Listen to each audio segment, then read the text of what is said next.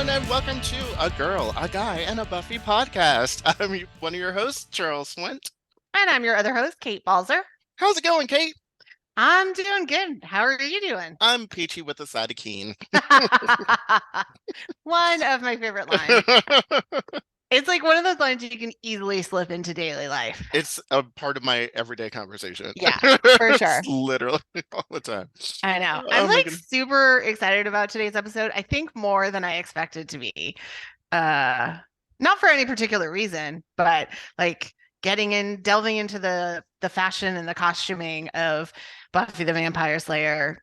I was like, oh, I have way more to say than I expected. It seems to be the case all the time. Like I always like we start preparing. I'm like, what am I possibly gonna say? Like, what do Yeah. I have to say about this? And then I'm like, oh wait, I actually have hella tons of things to say about this. Yeah. So as you can tell, we are going to be talking about fashion as we continue on our discussion of pop culture in Buffy the Vampire Slayer as our big season 2 topic. And, fashion is such a huge part of our popular culture. So we had to pay homage to the styles, the looks, and the fits of Buffy and the rest of the Scoobies. Yeah, absolutely. Well, and for myself, granted, I, I'm I probably am also forgetting shows that might have also had made an impression on me, but in the long term, I have to say, like, Buffy was probably one of the first shows that really made an impact on me with its costuming. Not in the sense of like fashion and oh, I want to like wear that, but like I got how the costuming spoke to what was happening in this series. You- And I feel like it's not just because I love the show so much and I've watched it, like that was happening in real time when I was watching the original series. Like to me, that speaks to how freaking good the Mhm. costuming is on that show. I know I'm kind of like jumping ahead, but it really No. kind of surprised me how much like I can think back and think about looks and what that said about the show and the character and the moment for multiple characters over multiple seasons of the show that I just don't with most other shows. Yeah, I mean the looks are iconic. I mean, there Yeah. are so many iconic looks on that show that really sort of speak to who these people are, Mm-hmm. um, and where they are in time and where they are in their lives Yes. as we go through it. And so I think um it's a really great storytelling device. And it's just again another testament of how good the story actually is and like the layers of storytelling that's going on this show that we can like dive into because it's like it's not just like oh Buffy and Angel's love story, Right. it's not the lighting but it's also the looks that Sarah served up over the course, like you can tell. It's so funny because I was watching something the other day.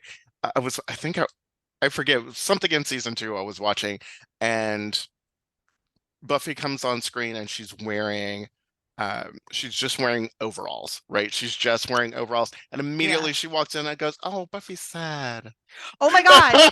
I now refer to them as the overalls of pain Like, because, like, between seasons, I can't remember if it starts in season one, but definitely season 2 and 3. Like, when those come out, something really horrible has happened to Buffy. right, Like, she's super sad. I was like, oh, Yeah, it's the overalls of pain. I yeah, love it. yeah. Like, I love that there's like she has that go-to outfit because, like, let's face it, I mean, I'm not going to speak for every, woman or a cisgender woman, but like I will say, like myself and a lot of people I know, like you have that outfit. Like if you're having a crap day or you don't have to be anywhere, like you're comfy, whatever it is, Right. you have that like go-to outfit. So the fact that like she did on the show, I was like, yes, I'm here for it. It speaks so much to how they thought about the character, both the actress, the costumer, the costume designer, the dresser, the producers. I love it. Yeah. It's really great. So, the show starts in 1997 and runs through 2000. So we're looking at like the fashion and the styles of that era. I guess to do some of our level set, we want to talk about fashion, right? What is fashion? Yeah. Um, Not fashionic. But but fashion. Um, and fashion is like the dominant style within any given culture at a certain time. Right. And so fashion has to do with trends and what's popular, and popular ways of dressing during like a specific era. So kind of moving into like out of fashion, that's obviously across culture. It's like everywhere. Even if you like not choosing to have a sense of style is having a sense of style. Like choosing not to engage in fashion is in itself like says something about your sense of style. But when we come to like film and television and theater, costuming takes it to like the next level. So it's not just that you're what the clothes are should be good looking or should be on trend. It's that it should, as we said earlier, like help tell the story. It should represent the character. So it's delves into it in such an emotional, psychological level of storytelling, of You've using clothing for storytelling. you literally just like you saying that really took me into like The Devil Wears Prada, where she's like, "You think your absence of style means something?" Where all these people spent all these hours and all this money just so that you could pick this out of a bargain bin and pretend like you don't care. It's it's very true. I love that. That's right there. Yeah, I have this. I do. I wouldn't be me if I didn't bring a quote. But I found this from the funny enough from the when I was doing my research from the Berklee College of Music's website. Huh. But there was a great like short paragraph that summarizes what costume designers do. And so I'm just going to read that real quick. The quote is: "Costume designers tell a story through clothing, using the language of fashion to help express aspects of a play or opera setting, mood, and characters. The job is about much more than putting together a nice outfit, requiring a deep understanding of stage production, a thorough knowledge of fashion and costuming history, and an eye for creating standout visual designs.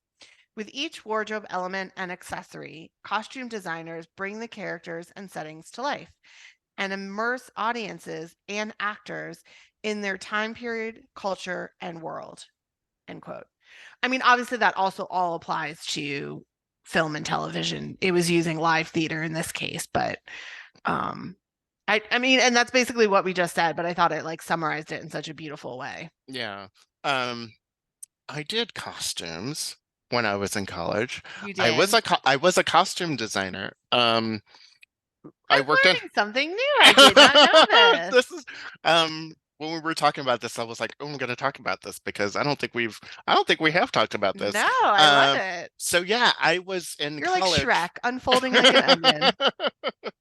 I was working in our costume shop because we had to do shop hours, and so we either could work in the scene shop building sets or work in the costume shop Ah. building costumes.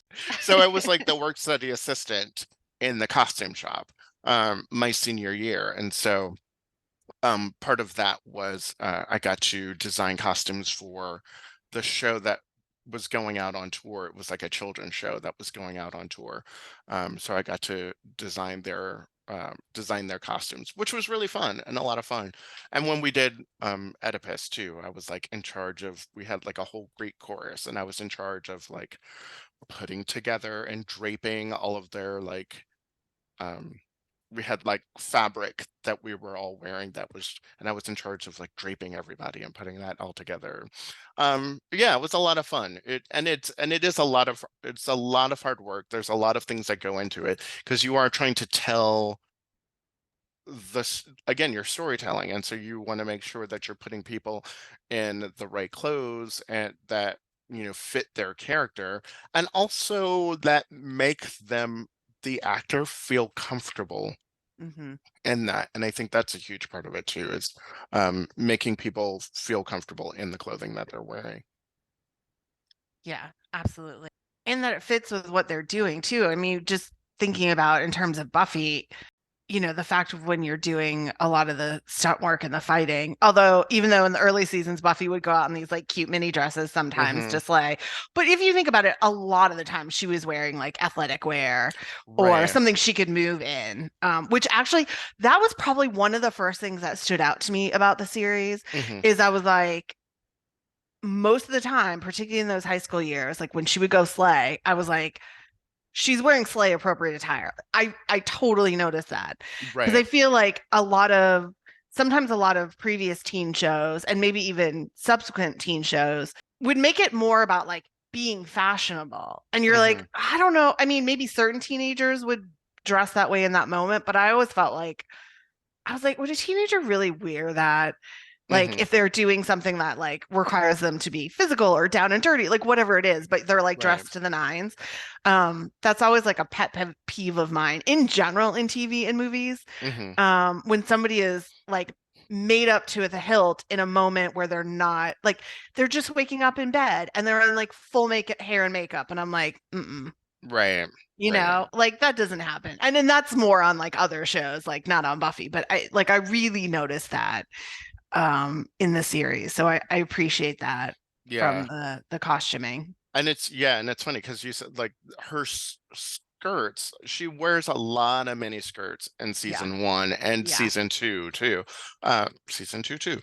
Season two as well. And so it's interesting that they have to start pulling her out of those mini skirts because it's not appropriate to wear for slaying. It's not conducive. But she will rock a boot. She will rock a heeled boot. But Yes. she's never in like stilettos or high heels or anything Right. like that because it doesn't make sense. Like Right. it's completely impractical for her to do that. But I think we see over time that her style changes, and I think the Yes. more that she learns about her calling, gets involved with the slang, and does all of that stuff, the more that she starts to realize, like, practically, okay, I these mini skirts aren't the deal, Yeah. but I still want to look super cute. So why can I wear that super cute for slay? It's like going slaying day or night. Like, I Yeah. need an outfit. I need an That can outfit that can go transition. from day to that can transition from day to night Yeah. and slay both my day and nighttime look while I slay. Yes. Yes. So I think they were really smart about how they did that. And even her, you know, the transition of like her going to college and then after Joyce dies and her how her style changes when she's more of the maternal figure for Dawn and all of that Right. stuff. There is her costumes. There is a story arc of who this Oh, woman is, and it is yeah. beautiful, and it's so well done. It's so smart. Yeah. We'll kind of take it back a step. The show had four costume designers during the series, the longest being Cynthia Bergstrom, who was from season 2 through season 6. And it's interesting. So the season 1 costume designer was Susanna Puisto. I don't know if I'm pronouncing her last name correctly. And then there were two costume designers. I think one did like the first half and the other did the second half in season 7, and that was Terry Dressbach and Matthew Van Dyne. And I was reading an interview with Cynthia Bergstrom. So she's really like the one who set what we think of as the costume style for the series. I mean, Mhm. she's really who had the greatest impact because she was there for 4 seasons, 4 or 5. And one of the things that she said was part of the reason she was brought in, I think she said it was the network. They wanted, I guess, Buffy in particular to have less of a retro style, which is interesting because Mhm. I don't necessarily think of season 1 as retro, but I guess some of it could have that kind of like 60s vibe. Like some of those dresses Mhm. have elements of that 60, like late 60s, early 70s, maybe. Um, and they wanted her to be much more like current in her look. All right. So you can kind of see that transition during season 2. And I think that's just really interesting. Yeah, Um, and I think you can see it in season one where her styles do, and I think we've said this before, like her style in season one very looks like very specifically like of like 1990, like it has a yeah. very specific viewpoint, and it's so of a specific time. Um, And it feels more California to me. Like right, none of the looks she had in season one do I feel like I saw in my suburban right, East Coast state and or, it's school. yeah, and it was supposed to be this idea that yes, we want to like put California style into it, but it also needs to look like it could be anywhere USA because that's what Yeah. Sunnydale is supposed to be. It's a Southern California town, yes, but it's also any town USA. Yeah. And so having those things coexist at the same time while still being fashionable and Yeah. still being current and maybe a little bit ahead of trend, but not being so like far ahead of trend that you're like setting trends, Right. staying but you're staying trendy. Right. And one of the things that I think about the show, and I this was brought to my attention in doing the research from a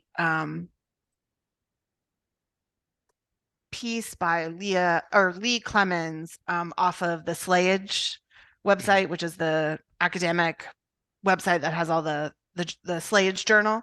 Yes. And from her piece, Real Vampires Don't Wear Shorts, the aesthetic of fashion in Buffy the Vampire Slayer, that the show was fashionable, but it wasn't necessarily fully teen relatable because it was sort of connecting, it was using fashion to bridge the teen storylines, like the reality of the teen storylines with the unreality of the supernatural elements. Hmm. So it was kind of this step above your average teen fashion, or sorry, your average costuming for like a teen drama, Hmm. Yeah. which I never really thought about, but I would agree with. Because it's interesting, like so um Cynthia, the costume designer, she would use like national chains and like stores where you could get the stuff, but it was a little bit more high end because she pulled Hmm. from like Barney's, Neiman Marcus. I mean, Macy's is, more lower level department store, Right. and Fred Siegel. Like that's not anywhere that most teens, if you don't come from like a wealthy background, are going to be shopping at that Right. And there's not a Barney's everywhere either. Oh Like no, you're, exactly. that's not something like maybe you might find a Neiman Marcus in your area if you're lucky. Right. But you're definitely not And gonna this is find it also in like the Midwest or whatever. no, not unless you're in Chicago, maybe. Yeah. Other than that, and it's pre-internet shopping. Right, right. So I mean, she's probably doing a whole lot of sourcing of this through contacts and things like that and Right. with buyers. And it's interesting because even talking about sort of the elevated look of what everyone was wearing, and I think that is something to note that like everything was like pushed just a little bit forward more, where you're Hmm. looking when you look at say Dawson's Creek, Yeah. they're in jeans and t-shirts, they're in like khakis and a polo, like Yeah. it's very like we went to the Gap and got this. We A went hundred percent. to, we were at the mall and we bought this thing, and I think about other shows that I watch, other teen shows that I watch. I recently did a rewatch of this old Nickelodeon show called 15. Um that had Ryan Reynolds on it, a very young baby Ryan Reynolds on it. And like and it's about kids who are, and it was like a 90s show or whatever, but it was a who were 15 years old.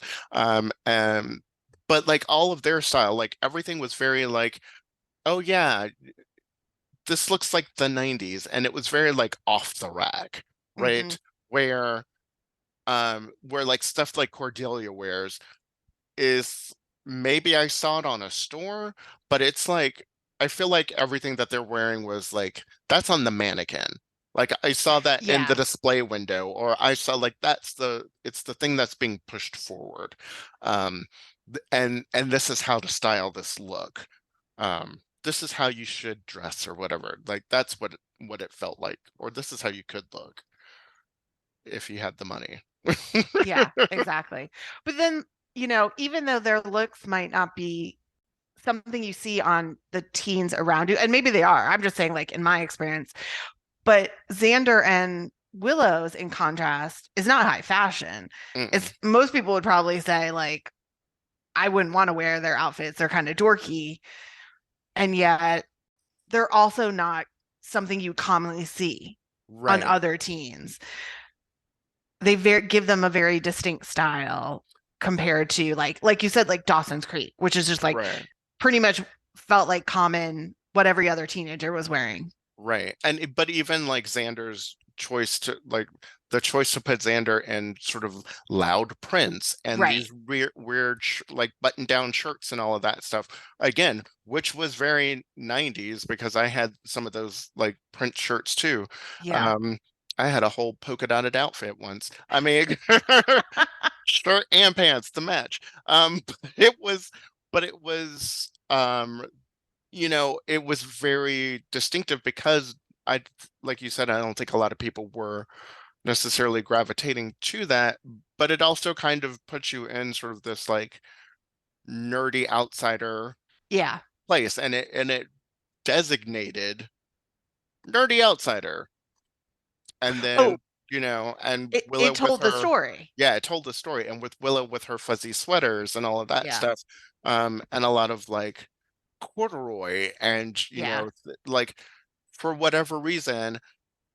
And it's so funny because I don't know why I associate corduroy, not so much now, but back then, where it was like it felt like a nerdier fabric. It felt there was Hmm. something to me about wearing corduroy. I remember feeling very uncomfortable as a kid wearing corduroy because like it used to be so rough that you could hear it. And so there was something about that. Um, you Yeah. know, Well, it definitely gave like 1970s Brady Bunch vibe to me. Like yeah. when I think corduroy, that's back then that's probably what I would have thought. Um yeah, and I think about one of her most, to me, iconic outfits from early days, which she gets forced to wear in The Restless Dream, is what Americans would call a jumper. That is not the British version, which is a sweater to Americans, but literally like the dress that's like a jumper. It's the corduroy jumper. Oh yeah. And I think she wears like a blue and green plaid shirt underneath. Hmm. Basically it's like when she's in the dream and then all of a sudden she's in front of the class giving a book report and she's like, I didn't know I had to do a book report and her hair is long again. It's Yeah. that outfit. Like Yeah. that just, it really did, to quote Cordelia, scream like the softer side of Sears, whether it Yeah. was from Sears or not. But Yeah. it did. It like screamed a young woman who had not developed her own sense of style, and her mom is like picking out her clothes, is doing her shopping for her kind of Right. situation. Yeah. It just said so much in that very simple outfit. Hmm. Agreed. Agreed. So one of the other things that I found in doing research, which I loved because it's so true, is how much leather is a part of the entire series style, not Buffy specific Oh character. yeah, Because sure.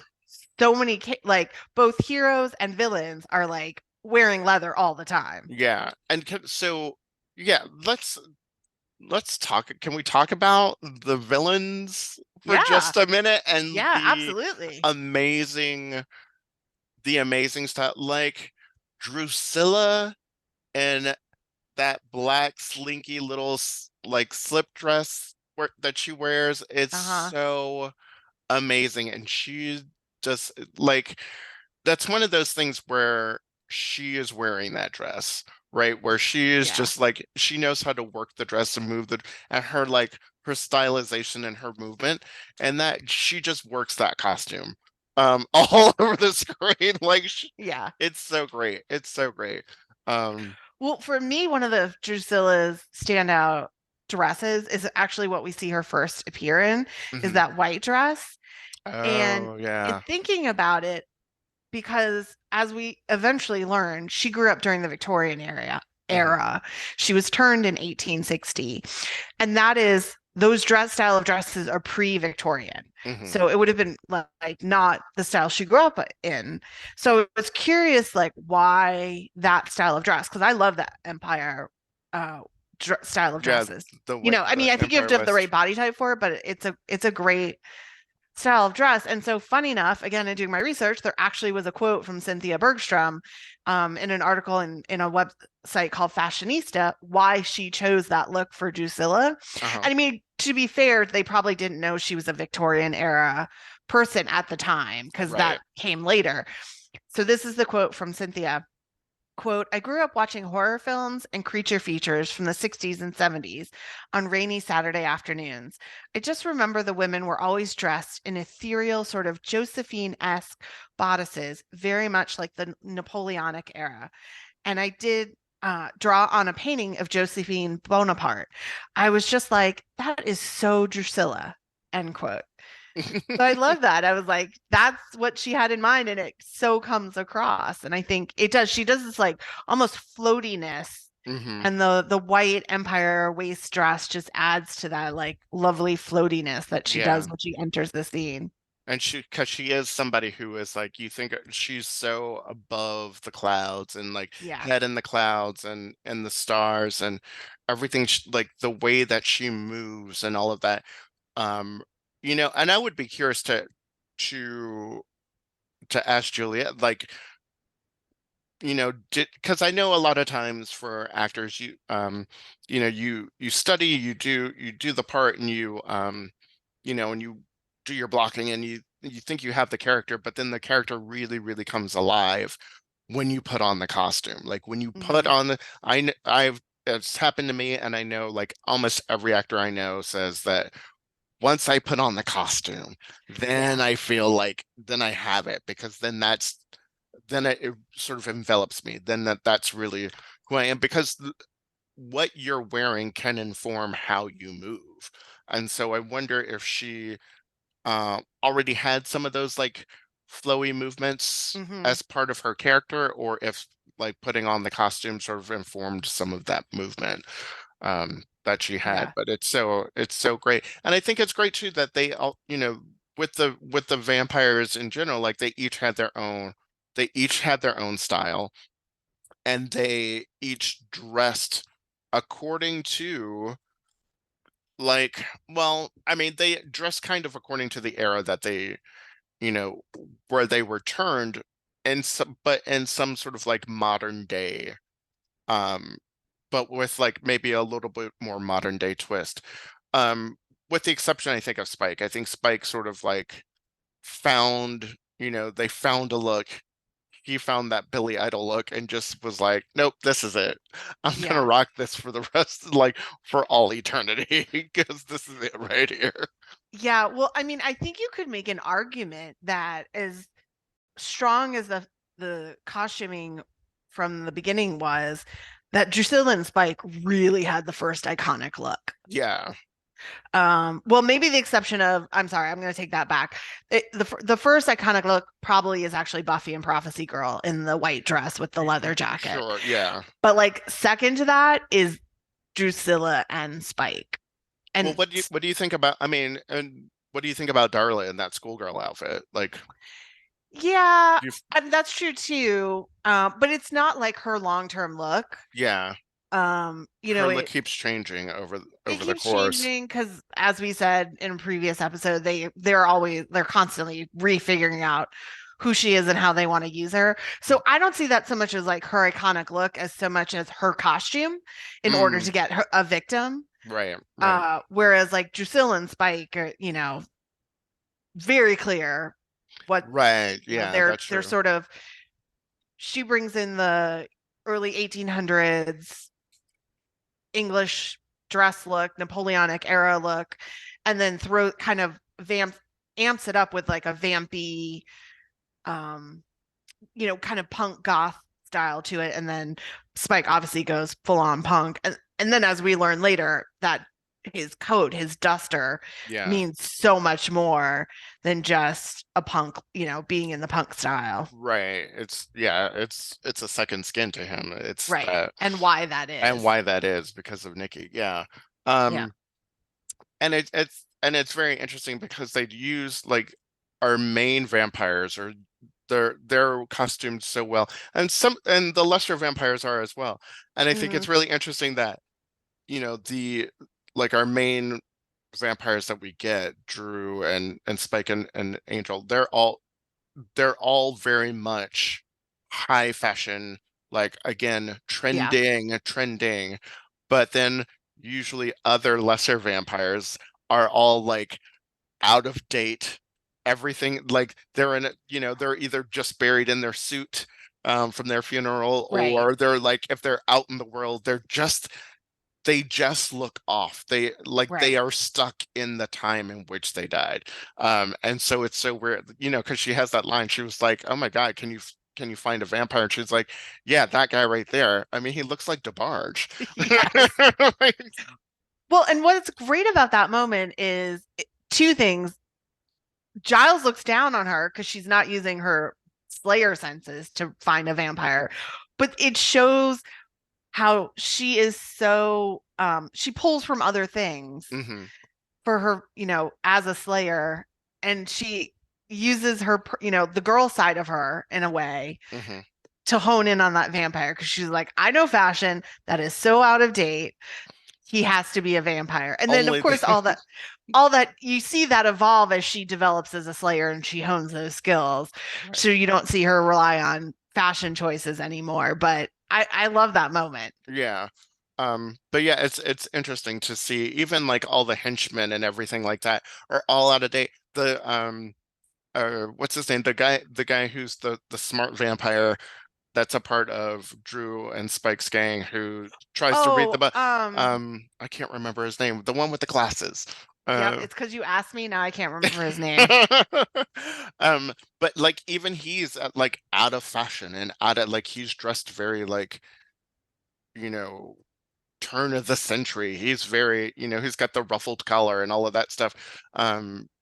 Of a very like Anne Rice, like Yes. very Interview with the Vampire. Yes. So it's interesting those specific choices where you have these two people who are very contemporary and in the now and have this sort of trending style Yeah. surrounded by these people who are dressed completely out of fashion. Yeah. By the way, his name is Dalton. Dalton, there we Yes. go. Dalton. Awesome. Speaking to the unchanging style of particularly the vampires, but all the demons and vampires that she faces, it also speaks to how the younger characters, their style is changing more often, which Hmm. speaks to that age. And that's what you're going through. There's a lot of change versus any of the adults, which have a much more, you've established your style. Like it's not Hmm. going to change as often. You're not going to see them fluctuate through different looks. So it's interesting that that's both true of the villains and the demons and the adults Right. versus the younger characters. Yeah. We do see it a little bit in Giles, but I think we only see that in Giles because he goes through those transitions of losing Yes, his job and, right. and all of that stuff. And I'm telling you, Giles looks, in season 7, when Giles comes back, he looks great. Oh my God. Yeah, that was it barn coat that he wears. Yes. Oh. Yeah, I love all his looks. I think my least favorite is like, I believe this is go in the season somewhere in season 5 when Mhm. he's helping Buffy to train. He does like a button down with a long sleeve tee underneath. Mm. It just kind of feels a little old manish. Um, it's got dad vibes going on. I love his stuff in like in season 2. Especially Oh, like his when he, three-piece suits, yeah, his like suits, love. and especially when I'm sorry, when he takes his coat off and he's just like, when he's been in the library library all night and he's just like there in his shirt and his vest and he's like all crumpled looking. I'm like, oh, Yes. Giles. I see what Or when Willis he sees like in takes you. it off and he's got the rolled up sleeves. Yes. Yeah. Yeah. Yeah, yeah. Yeah. All for it. That's a Yeah. look. Oh, I love it. Mm, sorry. Um, Absolutely. you're the original Zaddy. So I do. So there's something that came up that I found really interesting about some of Buffy's looks. Well, it's specifically about Graduation Day Part Two. Um, and Gotcha. again, I think this goes back to the storytelling. That this idea of when they were, they're all in their like caps and gowns and all of this Right. other stuff. Um, that you know, that she becomes this leader. Like we see in that moment that she can be a real leader, that she can lead an army. Like Hmm. this is a woman who can command an army and galvanize people together. And so that when they all take off their graduation robes, and then there she is, like as this hero warrior standing there. Hmm. I think such a great it's such a great moment where you're like, and it's again, it's that thing of like casting off high school and and going into battle into the real world. I think even little things like that I think um, are so telling to to the storytelling that they're trying to do in the um, in the show. Yeah. Well, and talk about an episode where leather tells a story. Oh yeah, yeah, I mean, between when she goes to confront Faith and not the red leather pants, yeah. That oof, those and pants. Yeah. yeah, and then she ends up in the black leather pants and the maroon Hmm. jacket for the actual battle. And I think that that's sort of that showing of Buffy growing up, and Buffy, Hmm. and leather being sort of a thicker material, it being sort of a tougher material, Yeah. something hard that is not necessary. I mean, leather can rip and break, and it can you can penetrate it, but it's not a cotton thing. It's not the flowy lace things, or or chiffon dress or a shift dress or whatever that she normally wears. It's tough. It's she's ready to do battle in that moment. Yeah. Well, and it's also what's happening at that time. I mean, if you think about it, that's the year that the first Matrix comes out, and where you get this very, what we consider like a normal style of certain action films. Hmm. But that was like one of the earliest times it had been done Hmm. Yeah. using leather for that look. So Yeah. it's definitely kind of the time. It was definitely happening, in the film and television industry, in pop culture.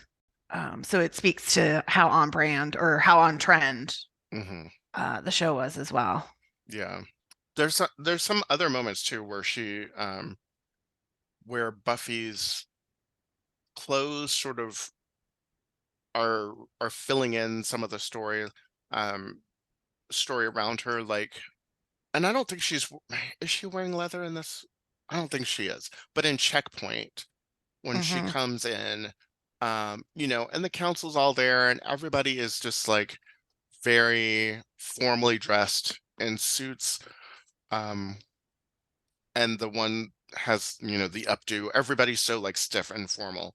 And after she's done fighting with the Knights of Byzantium, uh, outside, and then she comes Right. in late. um she's very casually dressed compared to everybody else in the room. um but as she's like the least dressed up person in the room, but is commanding the most amount of power. And so I think Right. there's something to that she is able to like negotiate no matter what, because like because the power doesn't come from the clothes or the system that it comes from her. And Right. there's that the idea of the power suit and all of that stuff. Buffy doesn't need a power suit. She is the power. She will just walk in and her stylish yet affordable boots, and and command a room. Yeah, absolutely. That's a really great example because especially you have all the stuffy watchers, even the women in their suits Yeah, and who like, present a front and are trying to, basically bully her into being like, "Oh, we have the power. You ought to do what we say." And she mhm, finally realizes, no. And yeah, I don't need to wear that suit to tell you. I don't even need to wear my leather pants to tell you that. right. I'm just like, I feel like she's wearing like a She was wearing sleeveless shirt. a black sweater. I was just looking at some Okay, images. I don't know what she was wearing for pants, but yeah, it was. And well, she had a long coat. We could spend a whole episode discussing Buffy's coats, the okay? coats The coats and the alone. jacket. I Gosh. mean, that the money spent on those alone, like new one every episode. That's one of the things where I felt like, okay, she would not have that many coats because there's no way you'd be able to afford that. Joyce is selling some art pieces at that I know. gallery. And I was like, I'm okay with it. Like I can do suspension of disbelief on how many coats she had. Well, Because yeah. they're so great. They're Oh just gosh. so iconic and they set her style. And if I could afford and buy that many coats, I would 100% do it. Oh my God, it would be amazing. It would be so great. For me, I think one of the strongest moments, or maybe I should say, maybe the first time I really noticed during a full season of the costuming doing a story, or excuse me, supporting the storytelling is season 3 for Buffy Mm, because it's such a strong contrast to Faith. Faith right. comes in her darker looks and her dark lipstick and often wearing leather pants and or dark jeans and maybe having like combat boots on and her tough girl Boston vibe. And they choose to put Buffy in these much softer, often girly, a lot of lavender and lilac Hmm. to contrast. I mean, she looks gorgeous. I love so Yeah. many of those looks. She looks amazing in that lavender lilac. And those like softer dresses and a lot of like sweater knit or knit sweater sets, a lot of cardigans and, tank tops. And it's just to me that is like the first season that is the whole season for her just stands out as iconic. Yeah. As does Face look. Like you read like the contrast works so well. Yeah. And you get the sense of who Faith is too Yes. with that. And Faith basically has a look. Like that's it. Oh It's yeah. like, it's the leather pants, Right. it's it's the white tank and the leather pants. Like that's Faith. Um, Which is why it's such a big deal in that moment when the mayor gives her that that very dress. girly dress Yeah, yeah. with I think it's like little cherries or little red flowers. Hmm. I just remember having like a cute red pattern, but she puts it on and partly because Eliza plays it so well of being uncomfortable, of somebody doing something nice for her and changing her look Hmm. because he thinks she deserves better in his opinion, Right. in the mayor's opinion. I'm not saying that's my opinion. It does look awkward on her. Like you're just It like, does, yeah. what? You're like, and maybe partly too, it's not what really does look good on her. It, Like if you were gonna put her in a girly dress, maybe that was the wrong one. But like he was choosing it because that's to him what girliness, hmm what what she if he had a deserves. daughter, Right. that's what he'd want her to wear. So it's amazing how again Yeah. that Because one change says so much in that scene. every time I see that scene, I always think that is a god awful dress on her. Oh, it's Like terrible. it's terrible. But I think but it's also supposed to be that way. I think it's Yeah. a purposeful choice because I'm like, God, because when you, especially like if you look at like Elijah Dushku's style is she's just also kind of like has such a great sense of style. Yeah. And when you look at the stuff that she wears herself, Hmm. that dress ain't it. Like No. that's not it at all. It's Uh almost actually a little too old for her. yeah. I would expect to see someone a bit older wearing that. Like it feels like an older woman's take on Laura Ashley or that kind of vibe. Right. It's it's yeah. it's very it's a little bit school librarian vibe. Not saying that Yeah. that's how librarians dress. I'm just saying that's like the impression, sort of the pop culture impression. It's a terrible dress. Yeah, But she carries off the awkwardness she does. very well.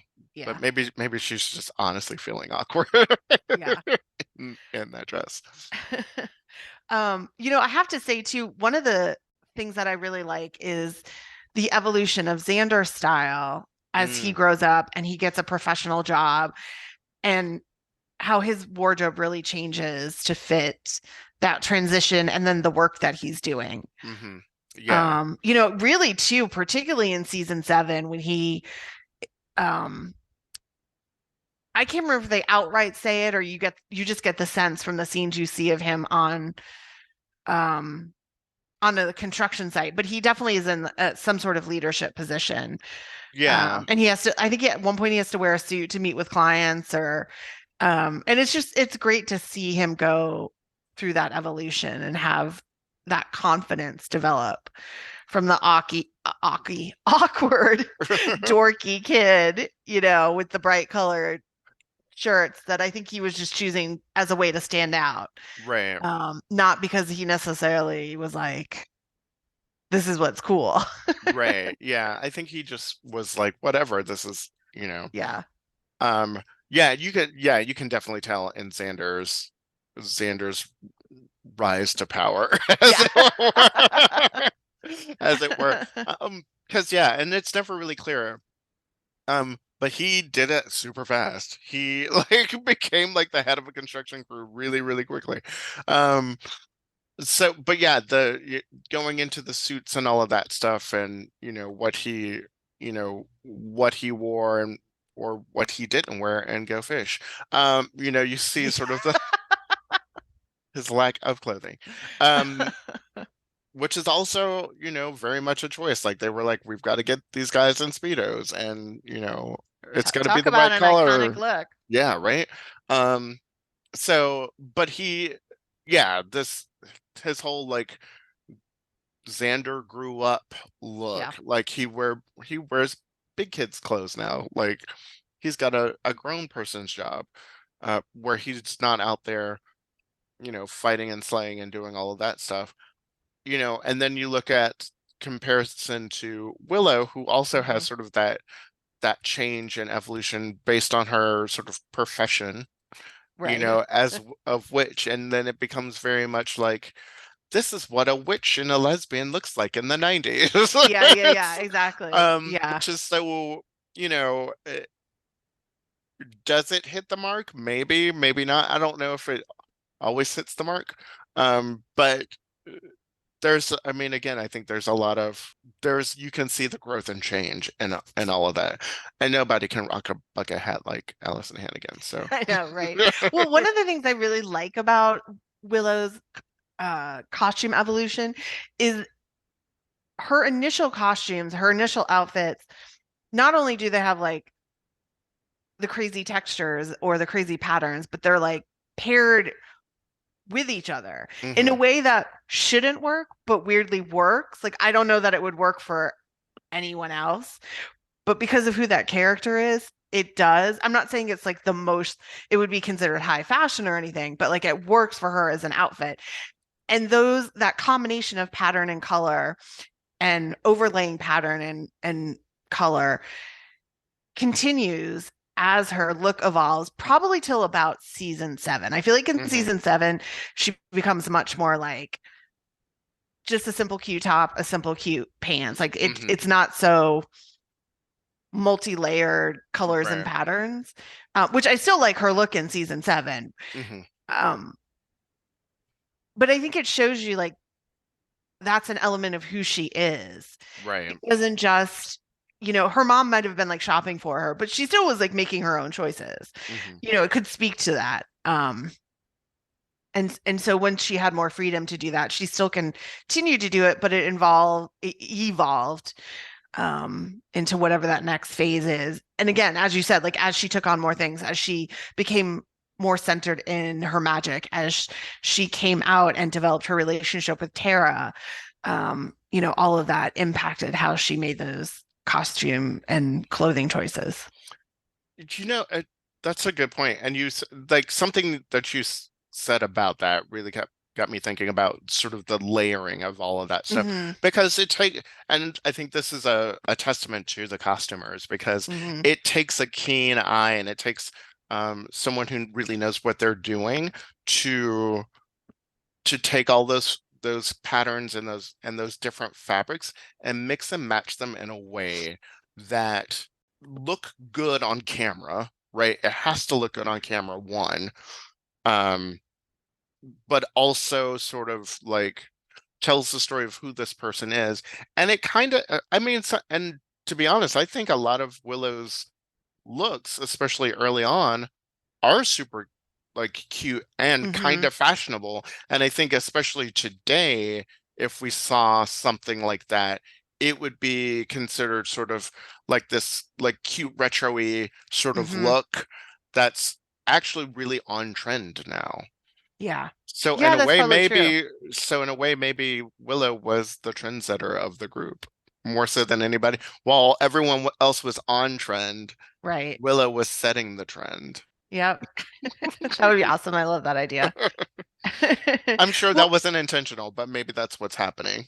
no, it's true. Well, and as she particularly going into the college years where her look became that very like witchy earth mother Hmm. lesbian vibe. I mean, it's also of that time where like I Yeah, feel like there was a, you know, Renaissance Fair was big in the 90s, and then you had Lilith Fair, and you yeah, had, the return again of like elements of the 70s, which we think of disco, but a lot of that Earth Mother vibe was early 70s. Like yeah. disco didn't come till like the late 70s. You Right. kind of forget unless you study that a lot of trends overlap. Like it Hmm. doesn't, it's not like 1970 starts and it's like disco and 1980 comes and it ends and it's like punk and new wave. No, no, no.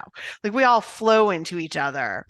Um, so that's, that was definitely the trend happening. So it makes sense the outfits that Willow was wearing Yeah. fit into that vibe. I mean, I even had a flowy peasant skirt in the 90s. Like I had one of those like, long skirts, those long flowy things I that I did. I had would. like a patchwork quilt, long flowy skirt. I love that skirt. Those are the best things ever. They are Oh my God. so I loved it. comfortable. They are Yeah. so freaking comfortable. I would wear them during the summer and I'd be like, y'all, this is great. Guys, let's start wearing some long skirts. They're fantastic. I'm telling you. Yeah, exactly. I, the other thing I always struck me about Buffy's costuming, and they obviously all the costuming, particularly for the main characters as they grow, like spoke to where they were in the series in the season, but none more so than to me than Buffy. Like she Mhm. really stood out. Like if I think back, it's her costuming and how it represented where she was in the season. Mhm. So that, we get into very like a modern take on the 70s look in season 5. Right. And then obviously, oh, and then going back to season 4, you have a lot of that crimped hair Oh, in yeah, season 4. the crimped hair was a moment. It was It it was wasn't very her like best on look. trend, but like yes. Um, Why did we do that? I know, right? Yes. But particularly for me, like season 5, but then it's I get the vibe like the strongest in season 6 and season 7, where they go incredibly monochromatic Hmm. on her Yeah. because she's such in a space where she's dealing with so much emotional weight. That adult transition. I think it really speaks to the fact that like emotionally she has doesn't have color in her life. Hmm. And then later when she, gets to a better place at the end of season 6, going to season 7, they lighten it up a little bit. But then again, when the first makes his appearance and Giles starts bringing all the potentials, the weight is on her again. So it like we go back to that monochromatic look. I mean, the look is fabulous. She wears it Sure. well. I love the literal clothes. I don't mind the monochromatic look, but it just speaks to her emotional state Right. so clearly. It just again, that just speaks to like how incredible the costuming is. And that's during a period of transition because season 6 was Cynthia Bergstrom's last season. Hmm. And then you bring two new designers in. And honestly, like if I hadn't read that, I would not have thought there was two different costume designers in the final season from the person who had been doing the last 4 seasons. Yeah, I, I don't think I realized that. I didn't either, That not there until was a recently. I knew there was somebody after Cynthia, but I didn't realize that there was a fourth one that came in. When you said that earlier, I was like, oh, I didn't. Yeah. I thought that there was only three um costume designers. So Yeah, I just the costuming on the show is just so brilliant. I know I've said it like 1,000 times, but yeah, it's like every time I watch something either comes back to me that I've forgotten about it or I catch something new and it's just like this is so well done. Like yeah, I hope people who do like if you study costuming in college, like I hope this show is used because I really think it should be. yeah. It's really great. Even the outlandish costumes that are Yeah. like the bridesmaids costumes or whatever are so Yes. great. And that Double Maid So great. Palace outfit is Yes. chef's kiss. Like it's perfection with the freaking cow on the head, like the Yeah. whole thing. The Like cow chicken the thing. cow chicken thing on the head is so ridiculous. It's so stupid that it's like, what? Because actually, because nobody really in fast food has like they have the little visors, but Right. like it's not to that extreme. And pushing it just like that much Yes. further Yes. to just humiliate her even more Yeah. is to make her Yeah. feel like a tool is just it's perfect. I know. So should we discuss a couple iconic looks that stand out to us personally? I don't know if you Yeah. have any.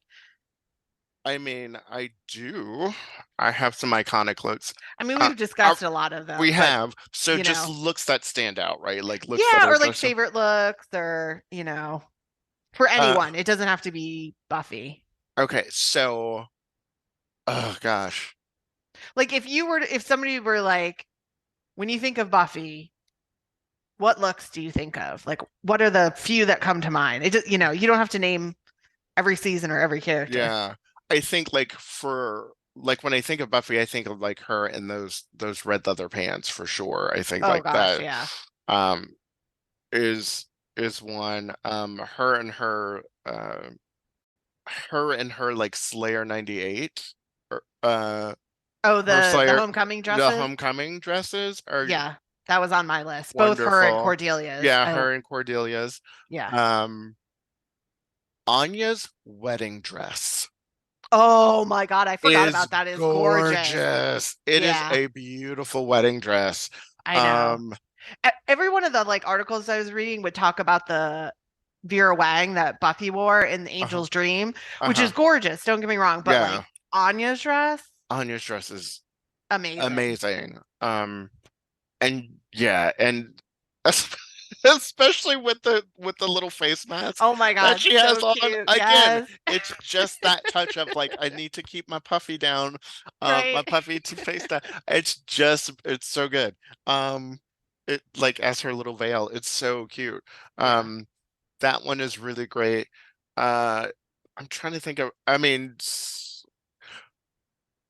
I'm gonna pivot here. Spike in that baby blue sweater. Oh, you're talking about the beginning of season 7. Seven. I Yeah. don't like that shirt. I like it. I really I like him in that. I like the color. I don't like the fit of it. I don't like the 3/4 sleeves. I don't like the. Oh, it's one of the things I least like that he wears. Yeah, so I do. I like that sweater. No, I and I think appreciate it. It's just the color is great. I do not like it. it's the The cut. other You thing said of it his, was it's the cut. Yeah, the yeah, yeah. cut of it. I love the color, but the cut, yeah, I don't know. Okay, and the other thing I hate, and actually this is done so well because it says so much, but it is like it just is not a look I like. Is a lot of Spike season 6 look, particularly with all the jewelry and Mm. like the like way low open shirts. Oh yeah, because he's trying to be all It just super is it sexy. yeah, it just comes off as so like easy to me, Uh-huh. which is like exactly what it's supposed to be doing. Like it Right. totally does its job. Yeah. But I'm just like, Oh, it Spike. makes me feel awkward and uncomfortable. And I'm like, well, you're doing your job, but like, um, But I so do want that duster though. I want that yeah, the duster is duster. cool. I I I mean, need that in in my spite of life. where he gets it, it is super Yeah, cool. I need it in my Um, life. Uh, so, oh, go ahead. We're gonna, did no, you have, no, I was gonna ask you what your yeah, so you named, like I said, we both had I had the homecoming dresses too. And we already talked about the overalls of pain. yes. Uh, They're so for me, comfy. definitely the Prophecy Girl spring Mm-hmm. fling dress. Um, it's not necessarily like the cutest dress. I mean, it's cute. Mm-hmm. It's definitely like of that moment. But again, it's like so iconic. And then Uh-huh. the to pair such a like feminine, flowy dress and a white dress with like that badass leather jacket. Mm-hmm. It's Yeah. just, and then she has like the oh my God, what's the weapon she has that she goes down with? The crossbow. Crossbow. Thank you. I couldn't think of it. It's just like that says Buffy the Vampire Slayer. I mean, it Yeah. tells you who she is I mean, in that one look. It's very, very cool. I I love, have her in the background over yeah, there here. you go. That's the look that Exactly. she Exactly. I love the sushi pajamas. Oh yeah. Yeah, yeah. And it's used in such a funny way. So I actually have a friend who sews, and she made me a pair of pajama pants with that Mm-hmm. fabric. So I have half of the sushi pajama outfit. Oh. So that was really cool. Um, uh, when Spike shows up in Tabula Rasa in the tweed with the hat, With the hat on, with with the the ear ears. flaps, so That's iconic. good one too, yeah. Yeah, and I just, to me, like I love Buffy's look in season 5. I love the hair. I love the jewelry. Like it Hmm. just is probably my favorite season of her looks. Hmm. So like to me the whole season's Yeah. iconic, but I really love that season. I mean there's a million, but There's oh, and so then of many. course we didn't talk about this episode. We've talked about it in another episode for a different reason, but the maroon outfit that Cordelia wears when she comes back from the hospital Hmm. after Oh Lover's Walk. I was like, what was the episode? after she gets stabbed. into Yeah. the wish. Yeah. That outfit, I mean, come on. It is Hmm. so amazing and she wears it so well. That blue outfit, that blue dress. It's like a like She may have. I don't I remember think that. so. I think she wears The that first. maroon just Or maybe that's in the overtakes wish. Maybe everything. that's in I don't know. Um yeah, but that maroon is great. Yeah. Um and she has some really cute looks, like going back through. She's got a lot of good ones. She does. Also would be remiss not to talk about the fashion queen herself, but Glory. Oh gosh, of course. Glorificus in that red dress. The red dress. I was just gonna say the red dress. Yep. Um, and just like the closet of clothes that she, Yep. which And was, shoes. and shoes, which I feel was basically like the costume department was like, here is storage. We will put it on set. Absolutely. Here's what we have. Um, yeah, Well, and it's such a like it shows it also again how costuming is used. It immediately she stands out from past villains. right. You know something's going to be different about her Mhm. because well the past villains may have had an iconic look. As we said, it's very unchanging. Like the mayor wears the same types of suits. Mhm. Spike is always in the same outfit. Angel's basically always in black, particularly on Buffy. He gets a more expansive wardrobe on his show. But yeah, He then gets Glory to comes wear in. light black Yeah. and a slightly darker black. So true. So yeah, her looks are amazing. Yeah. Um, Well, I'm and then like her in the scrubs when she changes from Ben to yeah, her, while like that stands out because it's so you're like, oh, that's it's she's so not in the weird. right clothing. Yeah, and like I just when they show this is crazy too because when you think about like Glory and when they're in her closet and we're in Glory's closet, the amount of work that the costume department has to do in order to like fill the closet with Yeah, all the shoes and all of that stuff, like that's a part of it too. Like it's like we gotta fill in because you can't just throw any old thing on the rack into her closet. Like it all has to be right. something that she would wear. Yeah, And that was a huge closet yeah, with so many clothes and so many shoes. yeah. That was amazing. And then I also think about, and this may be more because of the moment than the actual outfit, but Willow's outfit when she goes to confront Glory after Yeah. Glory brain sucks Tara. Mm. She's in that sort of, I believe it's like a purple black Mm-hmm. combination, and it feels very 90s witch. Mm-hmm. Yeah. A little bit kind of like nod to elements of the craft, nods to sort of Lilith Fair lesbian Right. girl power, That's which the was great. It's an iconic moment for her. So I think the fact that the clothing matched is perfect. right. Do you have like a least favorite look, or do you have like a look that you're like, oh no, they should never? Oh, good question.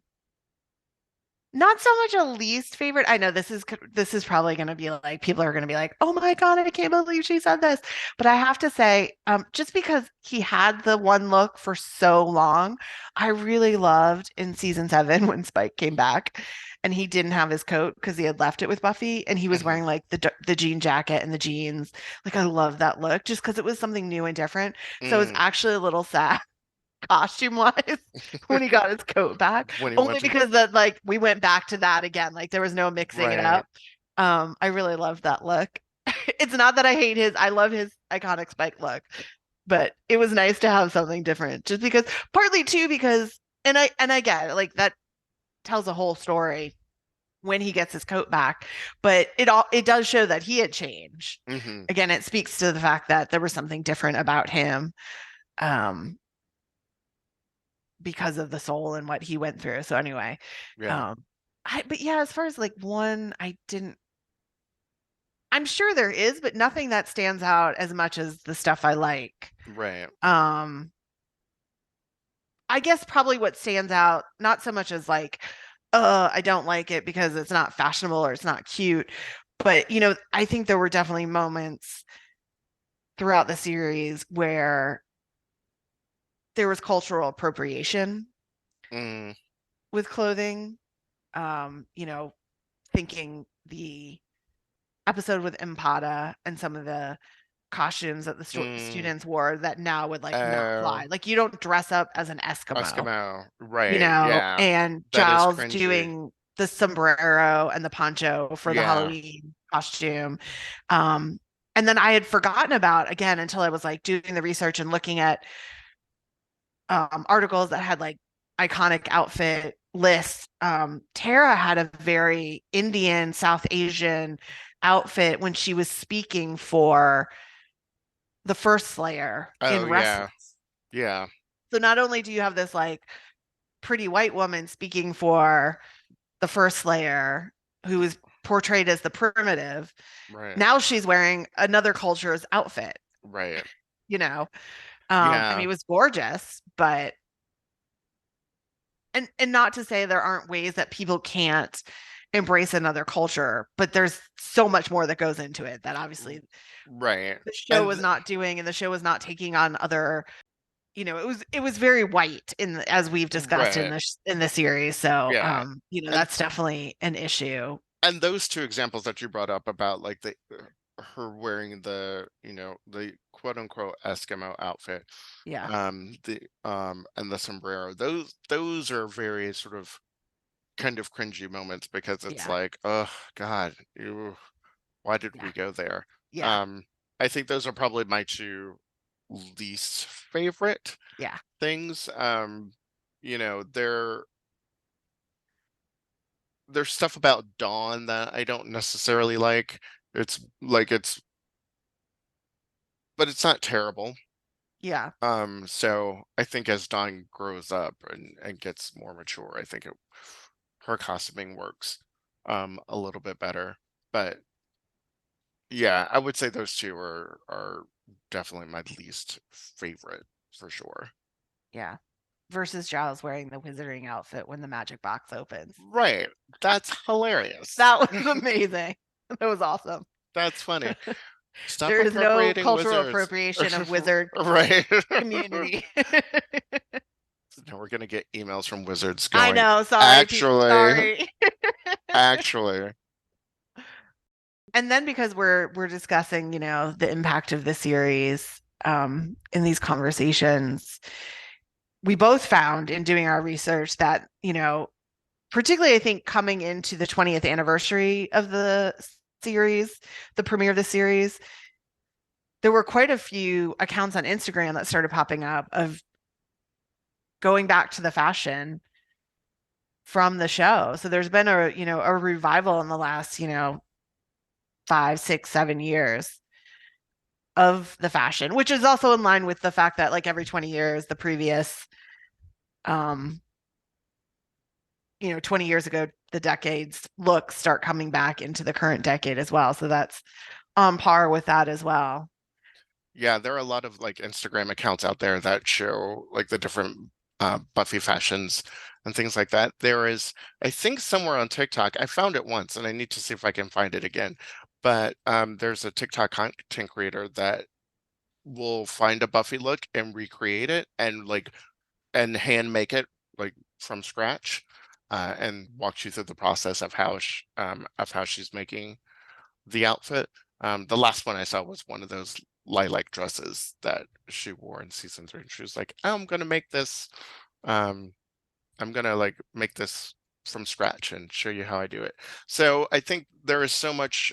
There's so much out there, and it shows the cultural impact that the fashion on the show has, how important it is when all of these content creators, 25 years later, are still invested in doing all of this other stuff. When places like when magazines like Vogue and Hmm. Harper's Bazaar are who are like fashion magazines and are talking about the fashion of the show, like that has a cultural impact. That means it Yeah. touched people in a way that is still meaningful even today. Because some of the articles I was reading were written as like as soon as like 2020, like 2021. Yeah. So uh, the looks are still slaying today. Absolutely. Well, and also I was going to say shout out to all the fans who've either recreated looks for a costume or just as you were saying that TikTok creator Hmm.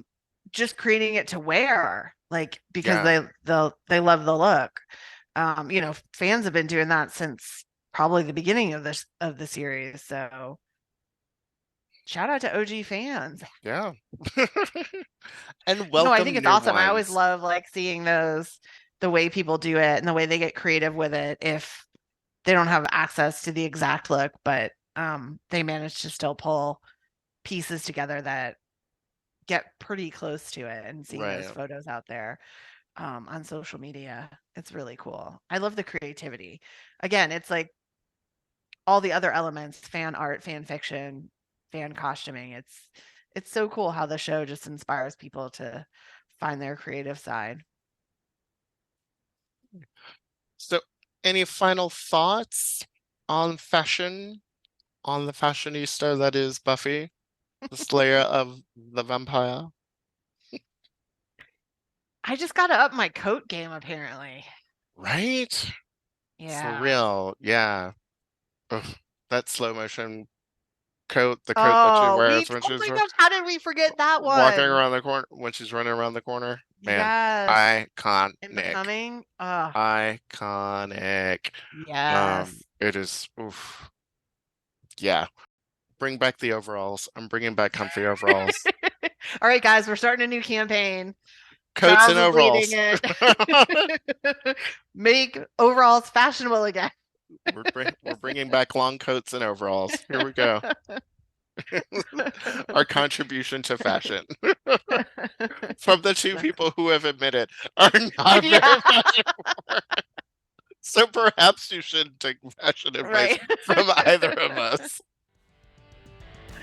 Oh, goodness. Well, we definitely want to hear from you if you have favorite looks or what you think of the costuming and the fashion and the styles of all the characters on Buffy the Vampire Slayer. Or if you recreated a look Yes. for like, for Halloween or anything like that. And we would love to see all of those looks. And you can send them to us, post them on our Facebook page at A Buffy Podcast, or reach out to us and slide into our DMs at A Buffy Podcast on Instagram. Or you can email us at abuffypodcast@gmail.com. Well, thanks so much, everyone. I really appreciate you all. We really appreciate you all joining us today. And join us next week. Come back, and if you like what you hear, please like, subscribe, and download, and leave us a review. Yeah, thanks so much, everyone. All right. Bye. Bye.